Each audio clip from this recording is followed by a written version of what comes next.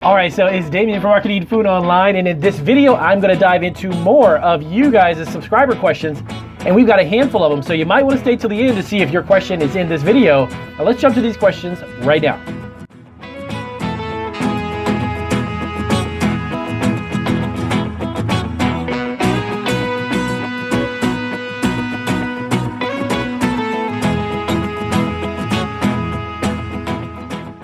Okay, so it is Damien. I'm back to do a handful of your subscriber questions. It's super early here in our facility. We're getting ready to open up.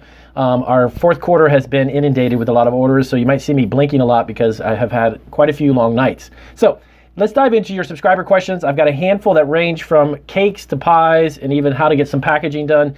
So let's dive right into it. And if you're new to Marketing Food Online, definitely hit that big subscribe button.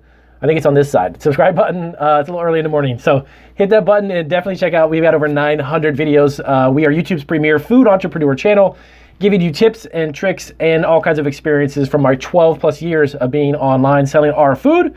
And we bring you all kinds of fantastic resources. Also at marketingfoodonline.com, we have a website there set up too that has dozens and dozens of other free resources to help you get started. So let's dive into these questions. If you see me looking down, I'm gonna look at my laptop really quick and get these questions up and going. So the first one's from Candace.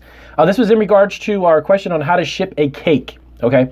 And we get a lot of feedback and questions about how to ship a cake from that video. So I've got a couple of different questions here I'm gonna dive into and let you guys know how it will work. So their question was, awesome video, would you do this method for a cheesecake? As a matter of fact, we don't do the cheesecakes anymore, just because we've focused on a handful of other items that worked out much more, worked better for us. So on our store, we did actually do a cheesecake. We had several varieties. We had a lemon cheesecake and then a couple other flavors. Now, when it comes to shipping, do you use that same method as the cake? Yes, but there is a key thing you need to do, and that is freezing, literally freezing the cheesecake completely solid and only shipping it the day that you actually get ready for the pickup. And I would say within an hour or two of shipping it, make sure that you pack it with ice packs. You don't need dry ice necessarily for this particular one, because if you ship it solid frozen and you have ice packs around the perimeter of the cheesecake, it will arrive perfectly fine. We use two-day priority for it. You can use express mail, which is even better.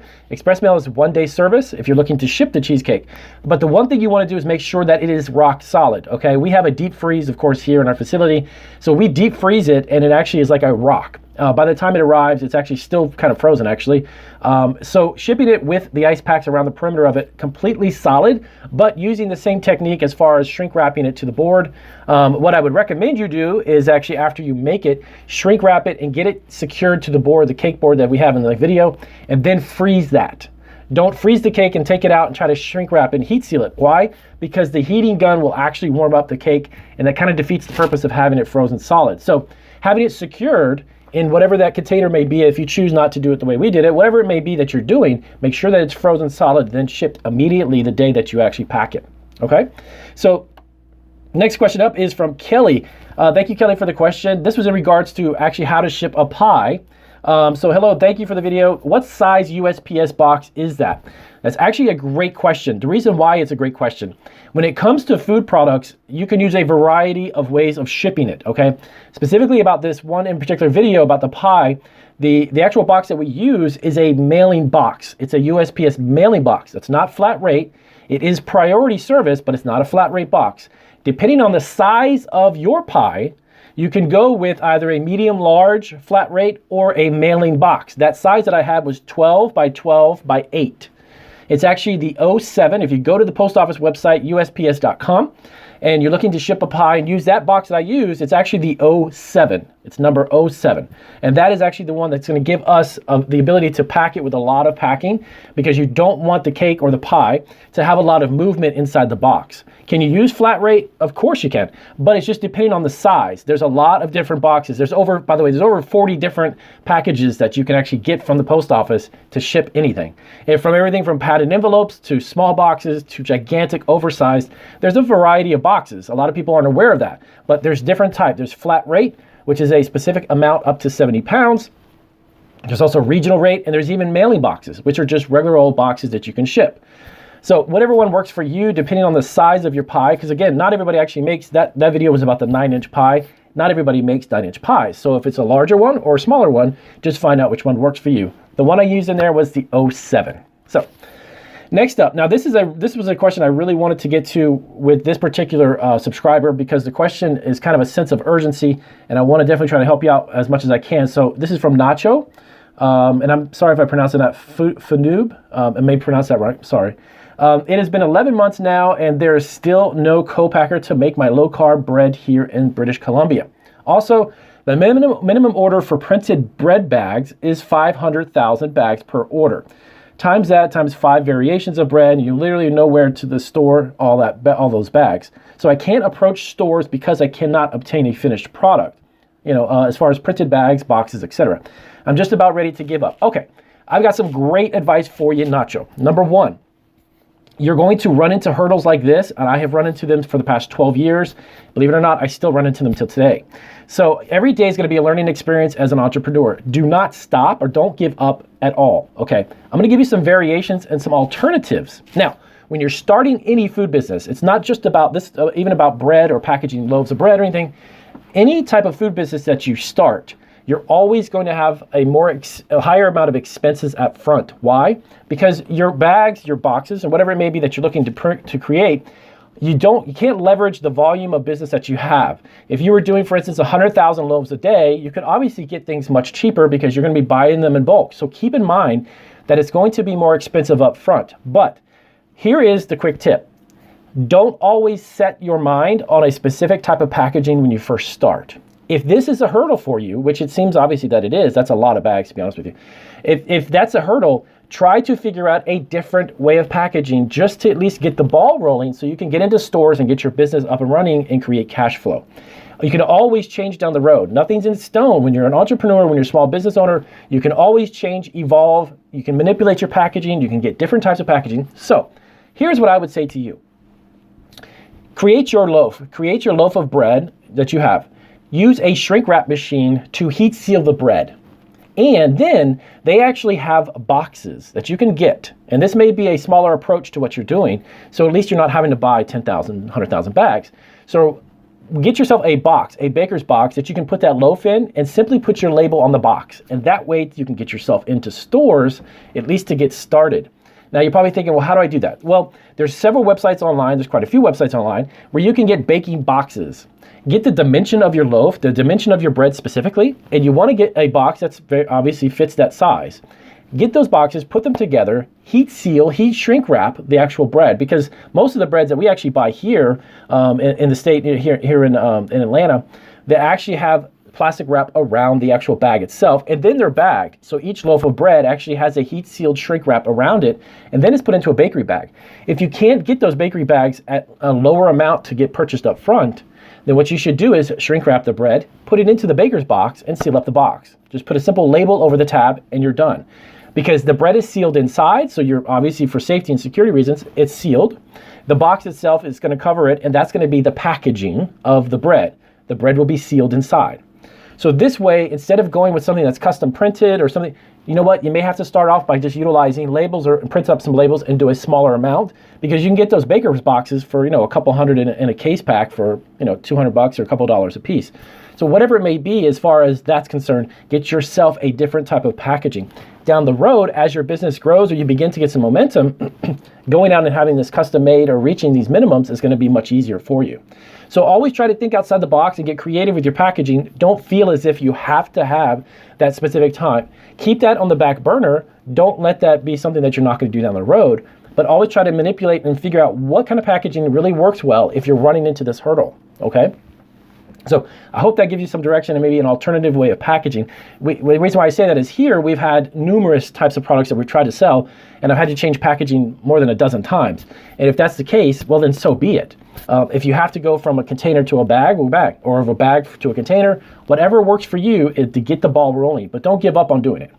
So next question that we've got. Actually, this is also another great question for anyone starting a food business. And this has come from Mark P. Mark, thank you so much for the question. And this is a great thing, and I apologize, I should have probably covered this in more detail. This was about a video that how to start a spice and herb business.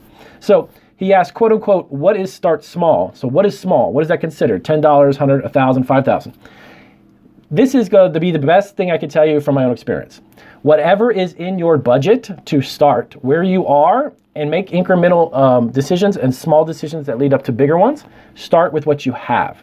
If it happens to be $1,000, well then invest $1,000 in your food business. If it happens to be only a couple $100, then at least get the ball rolling with permits and licensing. What you're trying to do is really honestly, it's a psychological thing. You want to get some momentum going and know that every step that you're taking, as small as they may be, is that you're getting closer and closer to getting your business either up and running, getting your packaged food product up and running, selling a food item online, whatever your goal is, whatever resources you have, put into it. Now, obviously, you have other financial responsibilities like we all do. But I can tell you from my experience, I dumped my 401k out to open up my Italian bakery. Was that the smartest thing to do? To be honest with you, in hindsight, probably not. But I learned a lot from that. So I know now for a fact, now 12 years into this, I used what I had at the time and I made the decision I made. It's not a good or bad decision, it was just a decision. So if you've got a certain amount of money that you can invest in your business, even if it's a small spice business, everything starts small. If you can invest $500, put $500 into it.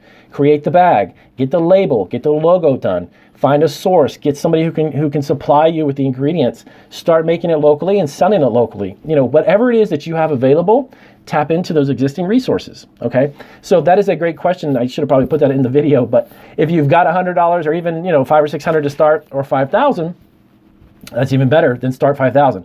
There's no set amount of money to start any business, but when it comes to starting food businesses, you don't necessarily need 10, 20, even 30,000. If you've got $1,000 or a couple hundred that you can put into it, start off small. Make those incremental little steps. There's no specific set amount for starting any business at all. Trust me. When I started the business on e-commerce, it was much different because I had some experiences, obviously, from a retail bakery. So I was able to transition to that onto e-commerce. So wherever you are at your specific point in your life, if you've got the resources, use them. You know, if you don't, well then wait a year or a couple months or a few months down the road if you can save up some money. Whatever works best for you, that's going to be the amount that really works, okay? So the next up we have another couple questions. All right, so the next question, the final one I got for the video really quick, we'll wrap this up, is Melina Galvez, and I apologize if I said that incorrectly.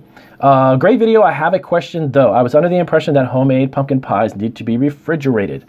Do you not put ice packs in your packaging? Yes. As a matter of fact, that was in regards to a pie video that I did on how to ship pies. And I know this time of the year, a lot of people are looking to figure out how to ship their family and friends pies that they make, okay? Yes, you can put a couple of ice packs in there. A lot of shelf-stable pies that you'll find actually in grocery stores do have additional preservatives for that purpose. But if you make a pie and ship it 2-day priority and you've literally made it on a Monday, shipped it, and it arrives on a Wednesday, you can definitely add a couple of ice packs in just for the transit time. Obviously, if you're shipping a pie during summer or spring or hotter season, you have to put ice packs in, of course. But can you? Yes. Where do you put them? I would not put them on top of the pie. Put them around the perimeter of the pie. So if you're shipping pies, if it happens to be pumpkin or apple, whatever it may be, you want to make sure that they have a couple ice packs. Put it on the sides of the ice pack and then put your paper on the top, your packing paper or bubble wrap or whatever it may be. Don't put it on the top. Reason being is that as the box goes through transit, it's going to be flipped upside down and all, and those ice packs will smash down on top of the pie, and that would basically create like a milkshake of a pie by the time it gets to its destination, which you probably don't want. So put the ice packs or any type of cooling agent around the pie and then build off from there with your packing paper. Okay, so I appreciate you guys sending these questions. If you have questions, of course, please let me know down below. I try to make as many of these as I possibly can, and I'll get some more videos up very, very soon. I'll see you guys on the next video. Thanks. Thanks for watching Marketing Food Online. And if you are looking to create your own food truck, start a home-based food business under the cottage food law, franchise a food operation, start a packaged food business, private label your own food product, sell on Amazon, get your own online store, or sell food online, remember to subscribe and check out these videos for more resources. Take care.